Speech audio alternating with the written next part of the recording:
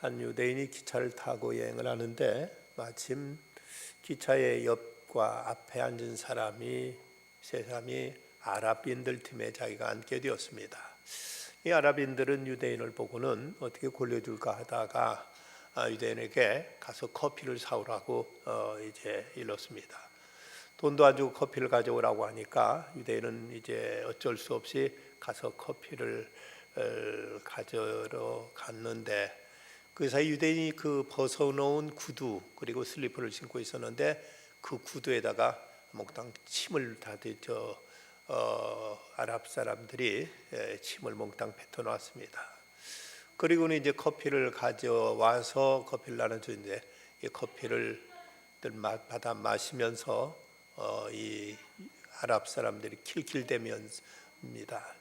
구두를 신었더니 구두에 침이 몽땅 있는 걸 보고는 깜짝 놀라니까 이걸 보고 아랍인들이 킬킬대니까 유대인이 하는 말이, 저 위에 조용히 하세요. 유대인이 하는 말이, 세계 평화를 위해서는 아랍인들은 유대인의 신발에 침을 뱉지 말아야 됩니다. 그리고 세계 평화를 위해서는 유대인들은 아랍인들의 커피에 소변을 쏟아지 말아야 됩니다 라고 이렇게 말했다고 합니다. 유대인들은 어느 사회 어느 시대에서나 차별을 받았고 소위 왕따가 되어 왔습니다. 그래서 유태인이었던 알버트 아인슈타인도 그가 상대성 원리를 발표한 다음에 한 말을 보면, 나의 그 상대성 원리가 사실로 판명된다면 독일 사람들은 나를 독일인이라고 인정할 것이다. 프랑스 사람들은 나를 독일인이라고 하지 않고 세계 시민이라고 말할 것이다. 만약 이 상대성 원리가 사실이 아닌 것으로 판명된다면 프랑스 사람들은 나를 독일인이라고 말할 것이고 독일 사람들은 나를 유태인이라고 말할 것이라고 이런 이제 뼈있는 말을 한 적이 있습니다. 중세기부터 유대인들은 세계 각지에서 떠돌아다니면서 사람들로부터 많은 차별을 받아서 유대인들만 살 수 있는, 그들만 사는 지역을 따로 만들어 그들을 이제 격리 수용도 했습니다. 그래서 유대인들만 사는 곳을 가르쳐서 게토라고 불렀는데, 이 게토란 말은 가난한 사람들이 사는 슬럼가를 의미하는 뜻으로도 쓰였는데, 원래 이게 유대인들 사는 지역을 게토라고 부른 데서부터 비롯되었다고 합니다. 그러면서 저들은 이제 모자라든지 두건 같은 걸로 유대인이라는 표시를 하게 했고, 겉옷에는 의무적으로 황색 유대인 표지를 달게 했습니다. 특별히 이때 이제 나치 때 유대인들에 대한 차별과 그들에 대한 이제 학대가 아주 절정을 이루게 되었죠. 그때뿐 아니라 유럽 사회에서 옛날 그 베니스의 상인에 나오는 샤일록도 유대인으로 묘사되어 있는 걸 보면 유대인들은 미움의 대상이었고, 그들은 물론 이제 그러게 된 데는 유대인들끼리 모여서 자기들의 전통을 지키며 사는 것들이라든지 아주 철저하게 돈을 추구하는 이런 이제 황금 배금 사상, 이런 것으로 인해서 유대인들은 큰 차별을 받게 됩니다.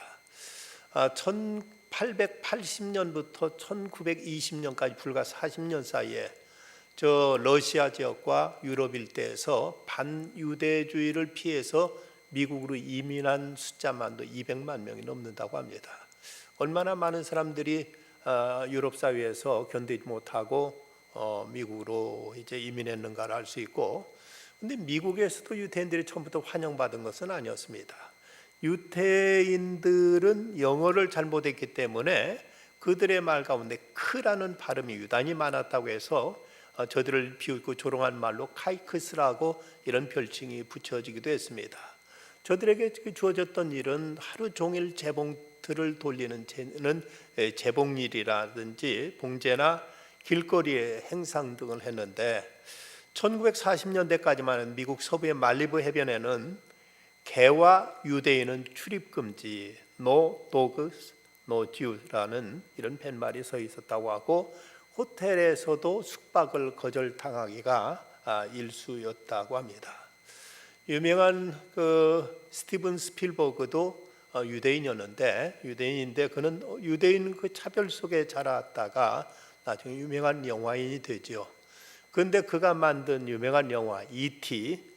이 경우를 보면 이 E.T.는 괴물처럼 생긴 존재이지만 그럴지라도 손을 내밀면 친구가 될 수 있다는 이런 이제 나름대로 어렸을 때 차별당했던 그런 어린 시절의 추억을 그가 회상하면서 차별이 없는 이런 세상을 꿈꾸면서 E.T.라는 영화를 만들었다고 이렇게 전해지고 있습니다. 그런데 예수님 당시에는 유대인들이 사실은 이방인들을 그렇게 차별하고 무시하고 멸시했습니다. 유대인들은 아침에 일어나면 3가지 감사의 기도를 드렸다고 합니다. 그 첫째가 이방인으로 태어나지 않게 하셔서 감사합니다. 2번째가 노예로 태어나지 않게 하셔서 감사합니다.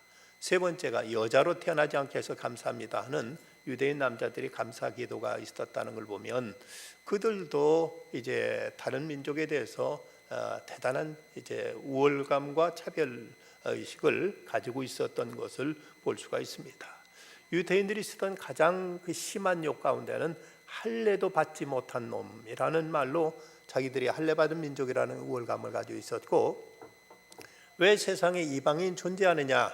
그 이방인은 하나님이 저들을 지옥의 불쏘시개의 감으로 쓰려고 지으셨을 뿐이라고 아예 그들을 인격적으로 인간 취급조차도 하지 않았던 것이 바로 유대인들이었습니다. 그래서 유대인과 이방인은 물과 기름처럼 도저히 섞여질 수 없는 사이였었는데, 그런데 놀랍게도 복음이 전해지면서 이제 유대인과 이방인이 그리스도 안에 하나가 되는 이런 놀라운 역사가 이제 나타나게 된 것입니다. 오늘 말씀에서 바울은 우선 이방인이었던 그 에베소 교회 그 성도들에게 지금 편지를 하고 있습니다. 그러고 보면 사실 우리 한국 사람들도 유대인 입장에 보면 우리들도 그들의 입장에 보면 이방인들이었습니다. 그런 이방인이었던 우리에게 복음이 주어져서 우리들이 그 예수 믿고 우리의 믿음 안에서 아브라함의 후손이 되었다는 걸 생각하면 하나님의 특별한 섭리라는 것을 우리는 이제 깨닫게 됩니다. 여기서 이제 사도 바울은 신약의 교회, 물론 에베소 교회에 편지하고 있습니다만은 그리스도로 말미암아 새롭게 태어난 이제 교회가 갖는 어떤 특징과 사명을 오늘 본문에서 말씀하고 있습니다. 이 신약의 교회는 여기에 하나님의 비밀이 있다는 것을 말씀합니다. 먼저 2절에서 너희를 위해 내게 주신 하나님의 그 은혜의 경륜을 너희가 들었을 터이라고 말씀하는데, 은혜의 경륜, 그 하나님께 은혜 베푸신 특별한 섭리가 있다. 그게 무엇인가 하면은 3절과 4절 말씀 보면 곧 계시로 내게 비밀을 알게 하신 것은 내가 이미 대강 기록함과 같으니 이걸 읽으면 그리스도의 비밀을 내가 깨달은 것을 너희가 알 수 있으리라. 곧 하나님의 계시로 이 비밀을 알게 하셨다고 말합니다.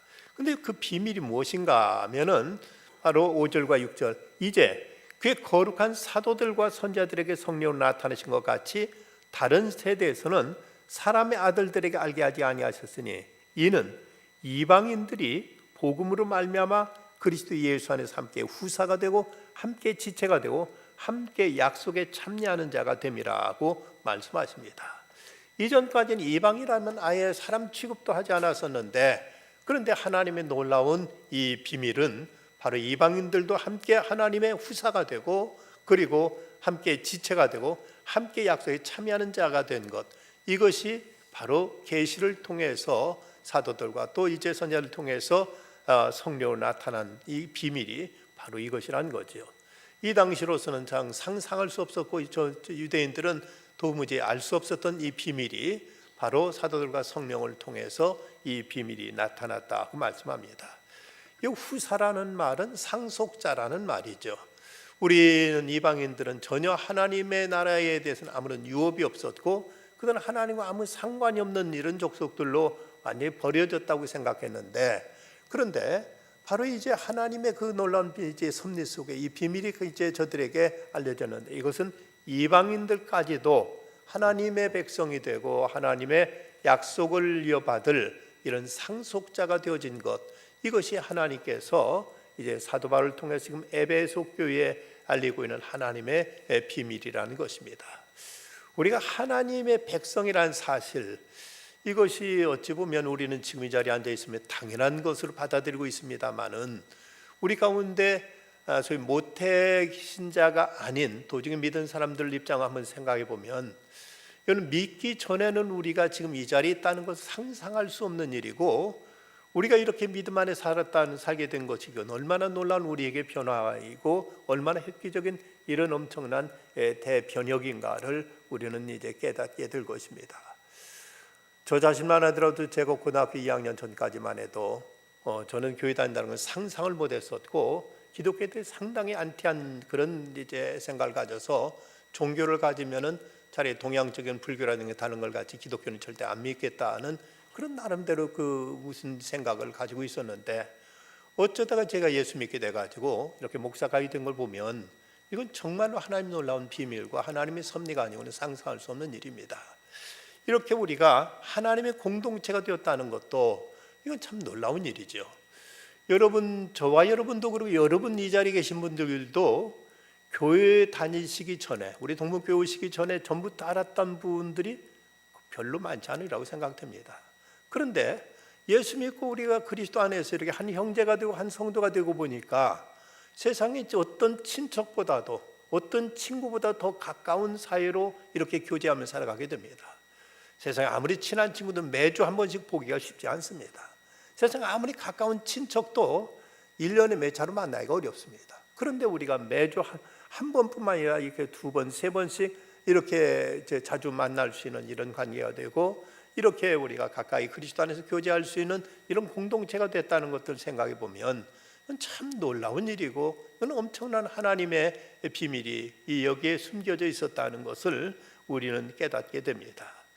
우리는 이 그리스도 안에서 하나님의 비밀인 이 교회의 한 일원이 되었다는 것, 신앙 공동체 안에 우리가 이제 속하게 되었다는 사실이 놀라운 일인데, 그러나 이것을 우리는 자칫 당시 유대인들이 생각했던 것처럼 어떤 선민의식이라는 어떤 특권의식만으로 우리가 이걸 생각해서는 안 됩니다.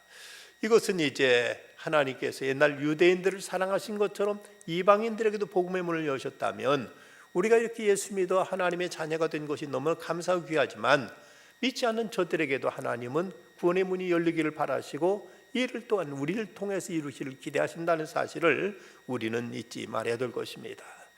예수님께서 하신 말씀 가운데 보면 요한복음 10장 16절에서 또 이 우리에 들지 아니한 다른 양들이 내게 있어 내게 인도하여 할 터이다고 이렇게 말씀하신 적이 있습니다. 아직 우리에 들지 않은 다른 양들도 이제 내게 있다고, 그들도 이제 인도해서 이 안에 들게 해야 된다고 말씀하셨다면, 우리는 우리가 하나님께 선택되어서 이 교회라는 이 공동체 안에 이제 이렇게 들게 된 것이 얼마나 큰 다행이고 축복이고 우리에게 큰 은혜인가를 생각하면서, 그러나 이것을 우리는 똘똘히 막아놓고 더 이상 우리 외에는 누구도 이제 여기에 포함시킬 수 없다는 이런 이제 어떤 특권 의식만으로 이것을 이렇게 받아들여서는 안 됩니다. 교회에 대한 이해 가운데 어떤 이들은 방주, 노아의 방주를 생각하는, 이렇게 이제 표현하는 사람들이 있습니다. 노아의 방주란 온 세상이 물로 심판당할 때 노아와 그 가족들이 구원받은 그 방주처럼, 교회는 세상이 심판받고 세상이 멸망하는 가운데서 이제 교회 안에 든 사람들만 구원받는다는 이런 나름대로 어떤 이제 선민의식, 특권의식을 이제 내포하고 있습니다. 그런데 여기서 한 가지 우리가 경계해야 될 것은, 이 방주는 한 번 탄 사람 외에는 누구도 더 이상 타지를 못했습니다. 노아의 그 가족 8명밖에 타지 못했고, 거기에 처음 이제 들어왔던 그 가축들, 이제 짐승들, 육축들이 이제 탔을 뿐, 한 번 홍수가 난 다음에 더 이상 누구도 더 이상 타지 못했는데, 그러나 우리가 교회의 이 개념을 방주의 개념보다는 구조선의 개념으로 우리는 이해해야 된다고 이렇게 주장하기도 합니다. 우리는 내가 이 안에 들어왔다는 사실 너무 감사하고 귀하지만, 이제는 내가 구원받다는 이 사실로 우리가 만족하면서 더 이상 누구도 여기에 들어오는 것을 그렇게 반기하지 않거나 이것을 거부한다면 이건 대단히 잘못된 일일 수밖에 없습니다. 저 서울 시내 남대문 지역에 있는 어느 교회는 이제 오래된 교회고 선교사들이 져 가지고 이제 그 기본 자산이 있었는지 그 이제 시장 쪽에 그 예배당을 8층인지 몇 층인지 꽤 크게 지어놓고 아래층은 시장 상인들한테 다 세내놓고 위층에서 예배를 드리는데 그 들어오는 수입이 쏠쏠해서인지 다른 사람들이 그 교회 오는 걸 별로 반가워하지 않는답니다. 왜냐하면 자기네들 지분이 줄어든다고 생각해서인지 이런 것은 참 대단히 교회답지 못한 발상이고 교회답지 못한 모습입니다. 교회가 교인들의 헌금이 아닌 다른 부수입으로 교회가 유지된다면 교회 정신을 자칫 훼손할 수 있는 이런 위험성들이 분명히 있습니다. 이처럼 우리가 교회를 우리가 하나님 앞에 들어와서 하나님의 은혜로 구원받았다는 사실이 너무 고맙고 귀하지만 여기에서만 우리가 만족할 뿐 더 이상 누구도 우리가 이제 받아들이지 않는다면 이건 우리를 선택하신 하나님의 뜻을 저버리는 것이고 하나님의 우리를 부르신 그 뜻을 우리는 이제 이것을 배신하는 이런 무서운 죄가 되어질 수 있음을 우리는 알아야 될 것입니다. 우리나라 그 초기에 와서 사역했던 선교사님 가운데서 사무엘 무어라는 선교사님이 있습니다. 사무엘 무어 선교사님이 32살 나이에 한국에 선교사로 왔는데 그는 꾸준한 노방 전도로 사람들 모아서 현재 서울 그 소공동에 있는 롯데 호텔 자리인 곤당골에다가 교회를 세우고 또 예수교 학당도 열었습니다. 근데 거기 다니던 예수교 학당에 다니던 학생 중에 백정이었던 박성춘의 아들 박서양이가 이제 교회는 예수교 학당에 이제 다니게 됩니다.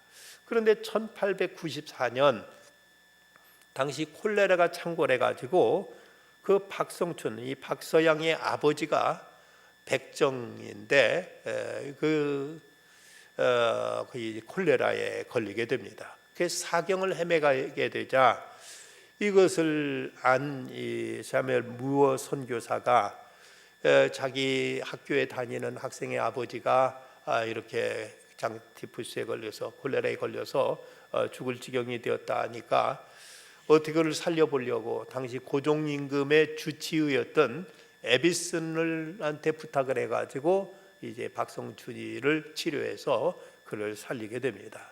그래서 병에서 그에 놓이게 되자 이 박성춘은 그야말로 감격해야 합니다.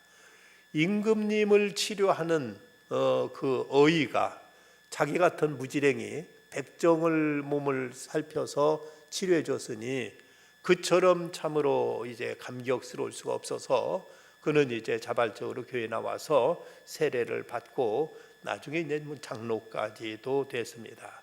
그런데 그때 그 교회에 양반들이 교회에 나왔는데 양반들이 계속 이 무어 선교사한테 요구한 것은 우리 양반들이 상것들하고 같이 앉아서 예배 드릴 수는 없지 않느냐, 예배당의 앞자리에 따로 양반석을 만들어 달라 하고 이렇게 요구를 했다고 합니다.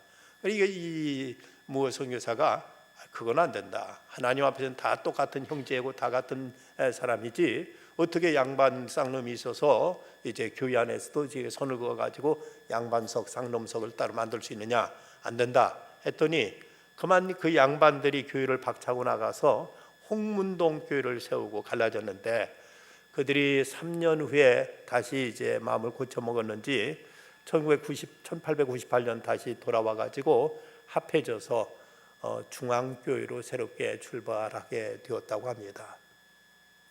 박성춘은 1911년 교회 장로가 됐고 그는 그 독립협회 등에 참여해 가지고 개화기를 주도하는 인물이 되었습니다. 그리고 그 아들 박서양은 에비슨이 세운 제중원의 의학교 제1위 졸업생으로서 모교에서 10년 동안 교수로 재직했던 것이 한국 교회사에 나오는 이야기입니다. 우리나라의 양반과 쌍놈은 서로 섞일 수 없었고 서로 상종도 하지 못했는데 그런데 이 복음 안에서 이제 다 양반이나 쌍놈이나 모든 판상의 차별이 없어졌던 것처럼 이제 유대인과 이방인과 유대인들은 도저히 물과 기름처럼 섞일 수 없었는데 그리스도의 복음 안에서 이제 한 형제가 되고 한 이제 지체가 되고 함께 하나님의 나라의 후사가 되고 하나님의 이제 지체로서 같이 주님의 일꾼으로서 일하게 되는 이런 놀라운 변화가 바로 하나님의 비밀 속에서 이제 이루어진 사실임을 바울은 여기서 밝히고 있습니다. 그러나 이 교회는 이제 하나님의 지혜로서 이제 이루어졌다고 말씀하고 있습니다. 하나님 비밀일 뿐만 아니라 하나님의 지혜라는 것, 교회를 통해서 전 세계를 구원하고 온 땅을 하나님께서 이제 새롭게 하시고자 원하시는 하나님의 그 지혜가 이 교회를 통해서 이 땅에 나타나게 됐다고 말씀하십니다. 복음이 먼저 유대인들에게 주어졌지요. 예수 그리스도가 태어나신 것도 유대 땅이었고, 그리고 이제 그 예수님을 따르는 제자들도 다 유대인이었고, 저들을 통해 예루살렘 복음이 전파되었고 온 유대 땅에 복음이 전파되었습니다. 그런데 유대인들은 끝내 이 복음을 배척했고 예수님을 십자가에 못 박아 버렸고 이제 저들은 복음에 대해 등을 돌리게 됩니다. 그러게 되니까 사도 바울이 이 복음을 들고 저 로마와 서바나까지 가서 복음을 전하는 이방인의 사도로서 그가 이렇게 이제 사역의 지경을 돌리게 됩니다. 이렇게 이제 바울이 이방의 사도로서 복음을 이방인들에게 전하게 된 것, 이로 인해서 이렇게 된 것은 먼저 유대인들에게 하나님께 복음을 주셨지만 유대인들이 이 복음을 거부함으로 인해서 자연스럽게 이 복음은 이제 이방 세계로 넘어가게 된 것이죠. 그래서 이방 지역으로 이 복음이 넘어가서 로마로 게르만 민족에게, 앵글로색선족들에게, 그리고 저 미국 땅까지 건너갔고, 그리고 이 동양 한국도, 그리고 저 아프리카에도 복음은 이제 편만하게 퍼지게 됐습니다. 그러면서 복음은 점점 유대인들에게는 이제 다른 사람들의 종교인 것처럼 이렇게 치부되고 이렇게 복음이 저들에게 외면되고 말았습니다.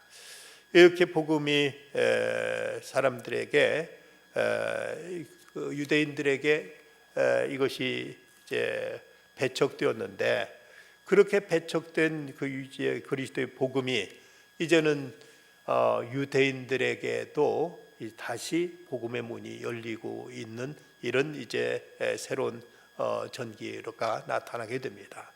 여기에 대해서 사도 바울은 로마서 11장에서 이런 이제 놀라운 말씀을 하고 있습니다. 로마서 11장 25절 보면, 형제들아 너희가 스스로 지혜 있다 함을 면키 위하여 이 비밀을 너희가 모르기를 원치 아니하노니 이 비밀은 이방인의 충만한 수가 들어오기까지 이스라엘의 더러는 완악하게 된 것이라는 이런 이제 이상한 말씀을 하고 있습니다. 여기서 이 비밀은 이방인의 충만한 수가 들어오기까지, 이방인들이 하나님께서 정하신 어떤 그 숫자에 이르게 될 때 이제 그 다음에는 다시 유대인들에게도 이 복음이 이제 또 넘어가게, 복음이 다시 받아들여지게 된다는 것을 말씀하고 있습니다. 실제로 얼마 전까지만 해도 유대인 중에서 예수 믿는 사람의 숫자는 0.2%도 지나지 않았다고 합니다. 그런데 근래 와서 메시아닉 그 메시아닉 이제 유대인들, 그러니까 예수 그리스도를 믿는 유대인들의 숫자가 놀랍게 지금 늘어나고 있어서 지금은 훨씬 2%를 넘어서고 있고, 물론 어떤 세대주의자들의 얘기들 가운데는 구약 성경에 나오는 14만 4천 명이 유대인인데 곧 유대인들의 믿는 사람이 14만 4천에 육박했다고 이렇게 얘기하지만 이것은 이제 위험한 얘기일 수 있고, 어쨌든 지금 예수 믿는 사람들 가운데, 유대인 가운데 예수 믿는 사람들의 숫자가 급격하게 지금 증가하고 있어서 이스라엘에서는 기독교 선교사들이 오는 것을 지금 그 통제하려고 하는 이런 조짐이 있을 만큼 그들이 좀 불안해하고 있다는 것입니다. 어쨌든 이제 하나님의 섭리 속에서 복음이 이방인들에 넘어갔는데, 이방인들이 예수 믿고 나서 구원받고 복받고 예수 믿는 사람, 예수 믿음으로 인해서 저들이 변화되는 모습을 보고 유대인들도 여기 이제 어떤 시샘이 생기고 유대인들에게도 이 복음이 어떤 새롭게 도전되어져서 유대인들에게도 이 복음이 그들에게 받아들이고 있는 이런 이제 그 분위기로 지금 넘어가고 있습니다. 사람이 자기가 쓸모없는 써서 버리려는 물건도 다른 사람이 그거 좋은데 왜 버리려고 하냐면 갑자기 아까운 생각이 들지요. 유대인들이 그렇게 예수를 십자가에 못 박고 유대인들이 예수를 배척하고 기독교 복음을 그들은 발로 걷어차버렸는데 이방 세계가 많은 사람들이 예수 믿고 나서 구원받고 예수 믿고 나서 그들이 새로워지고 이제 하나님의 은혜를 받는 모습 속에서 저들도 이 복음에 대한 새로운 눈이 열리고 새로운 이제 그 관심이 돌려지는 이런 현실을 맞게 된 것입니다. 이것이 하나님께서 이제 이루신 하나님의 지혜라고 사도 바울은 말하고 있습니다.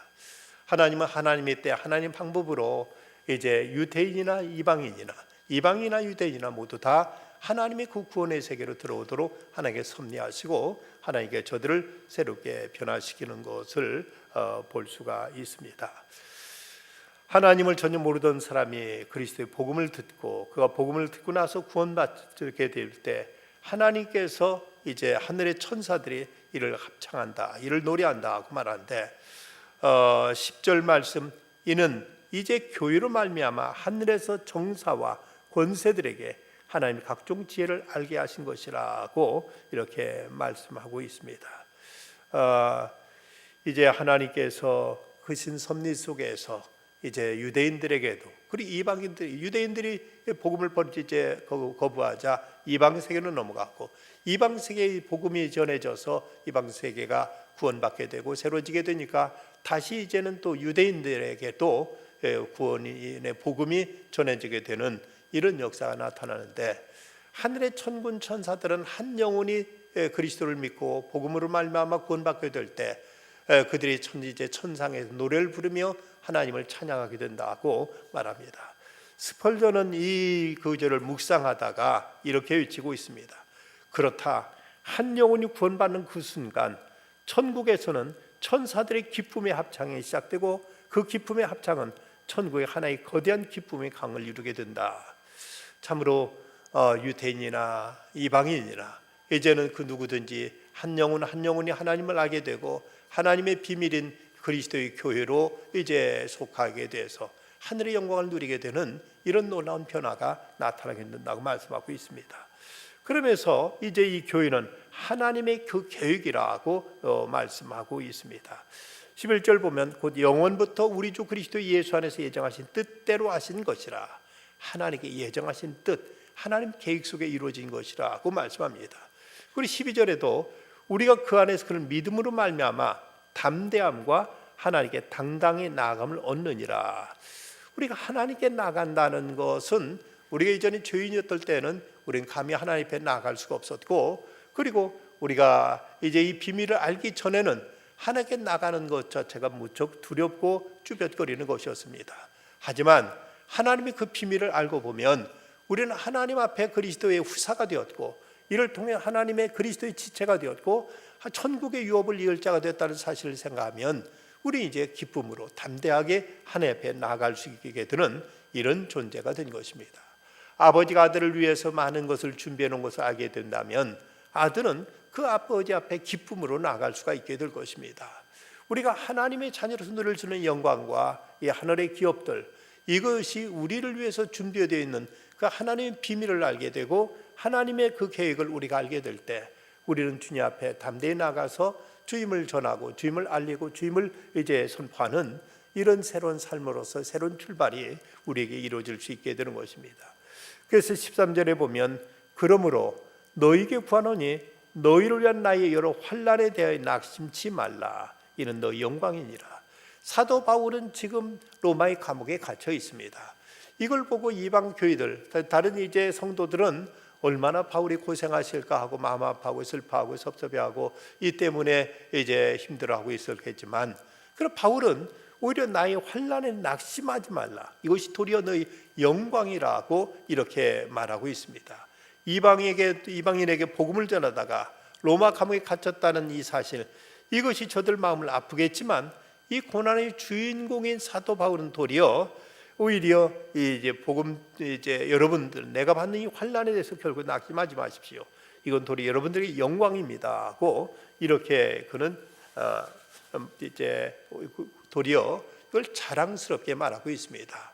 우리가 그리스도의 복음을 전하다가 이제 어떤 환난을 받고 핍박을 받고 어떤 이제 고난을 받는다면 이것까지도 그리스도의 일꾼으로서 그리스도의 후사로서 얻게 되는 영광의 특권일 뿐이지 이건 어떤 수치스러운 일이거나 이건 어떤 이제 슬퍼할 만한 이런 일이 아니다. 도리 이건 자랑스럽고 이건 우리에게 영광스러운 일이라고 이렇게 말하고 있습니다. 우리는 진정 우리가 하나님의 그 약속의 유업에 전혀 관계가 없는 자들이었습니다. 하나님 나라에서는 아무런 우리가 유업이 없던 자였었는데 바로 하나님의 그 비밀 속에서 하나님의 그 계획 속에서 우리는 이방인으로서 하나님과 아무 상관이 없는 듯 했던 우리였지만 유대인들이 복음을 저들이 버림으로 인해서 이것이 이방인에게 전해졌고 그 이방으로 전해진 복음이 이제 극동 지역인 이 아시아의 땅끝 우리 대한민국에까지도 전해져서 우리가 복음의 주인공들이 되었고 복음의 후사가 되었고 복음의 일꾼이 되었고 천국의 기업을 이제 물려받을 수 있는 이런 상속자가 되었다는 사실을 생각하면 이것이 얼마나 우리에게 큰 축복이고 얼마나 큰 은혜인가를 우리는 생각해야만 됩니다. 바울은 이것이 너무나 놀라운 비밀이었기에 이걸 어서 사람들에게 전해줘야 하는 이런 열심 가지고 그 당시 세계라고 말할 수 있는 이방 지역을 몇 바퀴나 돌면서 그러면서 그는 복음을 위해서 많은 헌신과 충성을 다했던 것입니다. 어느 추운 겨울 저녁에 영국의 에포드라는 이제 마을에 한 밤중에 예배당 종소리가 딸랑딸랑딸랑하고 비상 종소리가 막 쳐대기 시작했습니다. 온 동네 사람들이 깜짝 놀라서 뛰쳐나와 보니까 한 목조 건물이 실뻘건 불길에 휩싸여 있었습니다. 그 집에 살고 있던 그 이제 부부는 아이들을 이제 그 숫자를 세어봤더니 아이들 7명의 자녀는 있는데 한 아이가 보이지 않는 것이었습니다. 그런데 얼핏 보니까 2층 창문에 이 아이가 이제 비명을 지르고 있는데 벌써 집은 불길에 휩싸여 있었습니다. 이 아이를 꺼내지 못하고 동동거리는데 마을 사람 중에 두 남자가 달려오더니 한 사람이 그 창문 2층 창문 앞에 우뚝 서니까 다른 사람이 그 사람의 어깨를 밟고 올라가서 그 아이를 그대로 끌어안고 이제 그 꺼내는 순간 그 순간 2층이 아니 와르르 불더미 속에 무너져 버리고 말았습니다. 바로 죽음 일보 직전에 아이를 살려낸 것이죠. 근데 그때 살아난 아이가 누군가 하면은 바로 19세기의 그 타락한 부패했던 영국을 새롭게 하고 놀라운 부흥의 역사를 일으켰던 존 웨슬레가 바로 그 아이였습니다. 그 아이는 이때 살아났던 그날을 그는 기억하면서 그날 죽음을 각오한 인간 사다리가 없었다면 나는 죽고 말았을 것이라고 말합니다. 그날 죽음을 각오하고 나를 살려냈던 그 인간 사다리가 없었다면 나는 이제 죽고 말았을 것이라고 말하면서 그래서 자신도 뜨거운 지옥불 속에 들어갈 사람들을 구출할 사다리가 되어야 되겠다는 이런 결심으로 일생을 살았다고 합니다. 여러분 생각해 보면 복음은 우리와는 아무 상관이 없는 것이었습니다. 우리는 이방인으로 태어났고 전혀 우리는 복음과 아무런 근거가 어떤 것도 무엇인가도 연결시킬 만한 끈앞을 하나도 없었는데 하나님의 섭리 속에서 유대인들이 복음을 배척함으로 인해서 복음이 이방 세계로 넘어가게 됐고 그 이방 세계로 넘어가서 많은 헌신적인 복음 사역자들에 의해서 복음이 이제 로마로 건너가고 그리스로 건너가고 유럽 일대에서 미국으로 건너가고 그리고 130년 전 선교사들에 의해서 이 땅에 복음이 전해짐으로 인해서 이렇게 우리도 예수 믿고 구원받는 게 된 사실, 이것이야말로 하나님의 비밀이고 하나님의 계획이었고 하나님의 지혜였습니다. 이런 놀라운 하나님의 경륜 속에서 우리가 이제 천국의 후사가 되었다는 것이 얼마나 영광스럽고 우리에게 복된 사실인가. 그렇다면 이 웨슬레가 고백했던 것처럼 그날 죽음을 각오한 인간 사다리가 없었다면 나는 죽고 말았을 것이라는 얘기처럼 우리에게 생명을 걸고 생명을 내놓고 와서 복음을 전해준 그 숱한 선교사들과 전도자들, 그들이 아니었다면 우리는 그야말로 지옥의 불쏘시개감이 되고 말았을 존재들인데, 우리 이렇게 예수 믿어 하늘의 천국의 유업을 이어받을 후사가 됐다는 사실을 우리는 참으로 감사하게, 참으로 소중하게 여기 받아들여야 될 것입니다. 이런 하나님의 선택은 이제 나만 구원받으면 된다는 이 자체에서 끝날 것이 아니라 이 귀한 하나님의 은혜는 누군가에게 전해야 되고, 이것은 다른 죽어가는 사람도 살려야 될 책임이 우리에게 주어졌음을 우리는 결코 잊지 말아야 될 것입니다. 이를 위해서 우리는 매년 티베트에, 그리고 네팔에, 중국 땅에 복음을 전하고 있고, 그리고 복음 전하고 있는 선교사님들을 우리가 지원하면서 이 일에 같이 동참하고 있습니다. 이를 위해 우리 하나님께서 나를 구원해 주신 사실에 감사하면서 이 은혜의 빚을 어떻게 갚을 것인가를 고민하며 이를 위해 우리 또한 헌신하는 중에 하나님의 비밀이 우리를 통해 다른 세계에 알려지고, 하나님의 지혜가 우리를 통해서 또 다른 사람들에게 이제 전달되고, 하나님의 계획이 우리를 통해 성취되는 귀한 역사가 우리를 통해서 이루어질 수 있어야 되겠습니다. 기도하십시다. 고마우신 아버지 하나님, 감사합니다. 저희들은 하나님과 그리고 복음과 아무 상관이 없는 자들이었는데, 유대인들이 복음을 거절함으로 인해서 복음은 저희에게까지 전달될 수 있었습니다. 아버지 하나님, 저에게 주어진 이 구원의 은총, 하늘의 후사가 된 이 사실을 저희들이 날마다 참으로 소중히 이를 귀히 간직할 수 있게 해주시되, 내가 구원받은 사실로만 만족할 것이 아니라 이 복음의 빚을 누구인가 전하며 다른 사람에게 증거하고 다른 사람들의 전달해서 저들까지도 이 구원의 방주에 들어오게 되는 이런 생명의 역사가 있게 하여 주시옵소서. 이를 위해서 올 여름에도 28자 춘계 28자 이제 하게 단기 선교를 저희들이 계획하고 있습니다. 많은 성도들이 이를 위해서 기도하며 함께 참여하며 이를 위해 헌신한 중에 우리 동문교회를 통해서 복음의 빚이 더 많은 사람들에게 갚아져 갈 수 있도록 하나님의 성령으로 감동하여 주시고, 이를 위해서 하나님께서 저희들 마음을 뜨겁게 하여 주시옵소서. 땅끝까지 나가 복음 전하고 있는 선교사님들에게 오늘도 저희들이 선을 행한 낙심하지 않도록 주께서 크신 은혜와 능력으로 함께하여 주시옵소서. 예수님의 이름으로 기도드리옵나이다. 아멘.